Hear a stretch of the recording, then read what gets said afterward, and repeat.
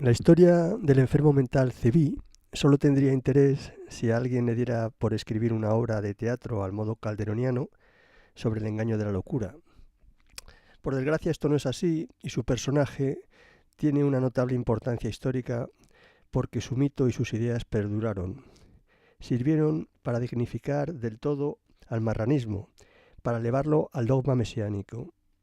Resulta grotesco, pero así fue que muchos hebreos fueron convencidos por Natán para que entendieran la apostasía del personaje como la confirmación de su carácter mesiánico, recurriendo a una de las ideas tradicionales del agnosticismo talmúdico cabalístico. El Mesías salvaría al mundo por medio del pecado, mediante la aceptación de la vergüenza apostásica como sacrificio definitivo antes de revelar la gloria de su triunfo mesiánico. Según Natán, la muerte de Cebi solo era un ocultamiento, pues el pobre loco, elevado a Mesías, habría ascendido al cielo y estaría absorbido por las luces celestiales. La revolución sabatiana había fracasado porque su Mesías se había rajado, pero con ello se sentaban las bases de una nueva teología mesiánico-marrana que habría de serles muy útil en el futuro a quienes la habían financiado y promocionado. Se presentaba un Mesías entregado a los demonios, que habría de conducir a conclusiones nihilistas. Se glorificaba el acto más abominable, la traición y la apostasía. Esto fue posible por el caldo de cultivo que supusieron los marranos, sobre todo los de origen sefardí, que llevaban una doble vida. La idea de un Mesías apóstata se les mostraba como un ejemplo exaltador del mismo acto que a ellos atormentaba. Se les brindaba una salida emocional a su problema de conciencia. Se podía, incluso se debía, subvertir el viejo orden. Todo el mundo debía participar de algún modo del destino de los marranos. A tal efecto se interpretaban algunos preceptos talmúdicos. Así dice el Talmud: una transgresión cometida por amor a Dios vale más que el cumplimiento de un precepto religioso sin intención. La transgresión de la Torá constituye su cumplimiento. Todas las acciones relacionadas con el Mesías entraban en contradicción con los valores tradicionales. Estos se debían destruir, se debía sustituir por una nueva ley fundamentada en la siguiente bendición atribuida al propio Cebi: loado seas, oh Señor, que permitiste lo prohibido. Durante el siglo XVIII, en el seno de las comunidades hebreas diseminadas por el mundo cristiano, sobre todo en las sefardíes, sobrevivió el sabatismo. Gershom Scholem, en las grandes tendencias de la mística judía, afirma: sus primeros baluartes realmente importantes, además de los Balcanes, fueron Italia y Lituania. En Lituania los líderes del movimiento eran en su mayoría iluminados típicos, entre los que se encontraban individuos que habían sentido un despertar religioso. Sin embargo, en Italia, los hombres que mantuvieron un contacto secreto con el movimiento eran cultos representantes rabínicos del cabalismo.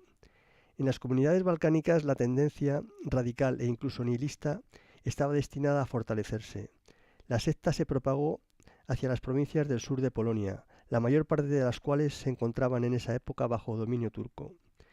A lo largo del siglo XVIII la secta conquistó una cabeza de puente en muchas comunidades alemanas, como Berlín, Hamburgo, Mannheim, Fürth y Dresde, pero sobre todo en Bohemia y en Moravia. Círculos rabínicos, así como grandes y pequeños comerciantes y fabricantes, se encontraban también bajo su influencia. Algunos de los judíos más influyentes de Bohemia y Moravia, durante el reinado de María Teresa y sus descendientes, fueron adeptos secretos a la secta. El sabatismo sobrevivió de forma casi clandestina y sectaria, pues sus documentos textuales fueron mayoritariamente destruidos. De cara al mundo gentil se minimizó su importancia, pero como señala Scholem, el número de rabinos más o menos influyentes que fueron adeptos al nuevo misticismo sectario fue mucho mayor del que los apologistas ortodoxos estaban dispuestos a admitir. Se trataba de ocultar el hecho de que este o aquel erudito renombrado o alguna familia conocida habían tenido algo que ver con el movimiento. Los sabatistas se reunían en cónclaves secretos. Algunos siguieron creyendo en un mesianismo personal, lo que daría lugar al movimiento franquista. Otros ahondaron en el cabalismo de Cebi y Nathan, pero incidiendo en su carácter sionista. Se creaba así un mesianismo colectivo que, con el tiempo, derivaría hacia un laicismo materialista y naturalista, e incluso satanista. Su doctrina rezaba: todos tenemos que descender al reino del mal a fin de vencerlo desde dentro. El mal debe ser combatido con el mal. Se debe santificar el pecado. Se ha de eliminar el estigma del pecado pisoteando la vestidura de la vergüenza, pues cada mala acción, incluso los tipos de relación sexual hasta entonces prohibidos, como la sodomía, la pederastia, permite entrar en contacto con el espíritu de la santidad. Es bueno y honrado a los ojos de Dios. Además, los elegidos son distintos al vulgo, por lo que no deben ser juzgados con los mismos códigos, pues están más allá del bien y del mal, como diría Nietzsche. Con todo esto se recuperaban las doctrinas libertinas y nihilistas de la agnosis de Carpócrates, que, paradójicamente o no, eran en su origen antijudías. Según las diversas interpretaciones del Talmud, la ley del desarrollo orgánico, que gobierna todas las esferas de la existencia, determina que el proceso de salvación está ligado al hecho de que los actos del hombre son, al menos en ciertos aspectos, oscuros y putrefactos. El Talmud dice: el hijo de David solo vendrá en una época completamente culpable o absolutamente inocente. A partir de este epigrama talmúdico, los sabatistas formularon la máxima: ya que no todos podemos ser santos, seamos todos pecadores. Y se dedicaron a practicar de forma clandestina actos y ritos que tendían de forma deliberada a la degradación moral. El que se hundía en las profundidades más extremas tenía más posibilidades de ver la luz. La similitud con la doctrina que Lutero le transmitió a su discípulo Melanchthon más de un siglo antes resulta tan reveladora como escalofriante. Decía Lutero: sé un pecador y peca avezadamente. Mientras estemos aquí debemos pecar. No hay pecado que pueda separarnos del Cordero, aun cuando cometamos fornicación y asesinato 1000 veces por día. Un estudio sistematizado evidencia la influencia del cabalismo mesiánico en el marxismo revolucionario y en el psicoanálisis freudiano, que son manifestaciones laicizadas del sabatismo, camufladas con una inexistente racionalidad meramente declamativa. Afirma Paul Johnson en su Historia de los Judíos: despojada de su documentación espuria, la teoría de Marx acerca del modo en que se desenvuelven la historia, la clase y la producción, y en que se desarrollarán, no es en esencia distinta de la teoría cabalística de Luria acerca de la era mesiánica, sobre todo en la forma corregida por Nathan de Gaza, al extremo que puede englobar todos los hechos por embarazosos que sean. En resumen, no es en absoluto una teoría científica, sino un fragmento de la astuta superstición judía.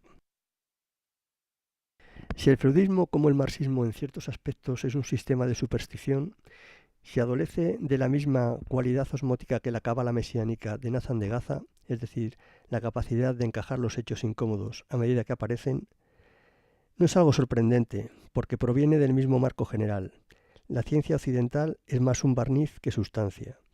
Pero el elemento judío en el freudismo no es esencialmente jasídico, sino mosaico.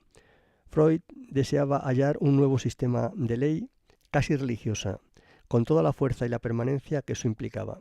Como él mismo dijo: poseemos la verdad, un libro religioso no lo habría podido afirmar de manera más dogmática. No se suele reseñar la militancia masónica de Freud, concretamente en el seno de la logia exclusiva para hebreos, Wien am Wirt. A este respecto, Freud afirmó: en mi aislamiento sentí el ansia de un círculo de hombres selectos y superiores.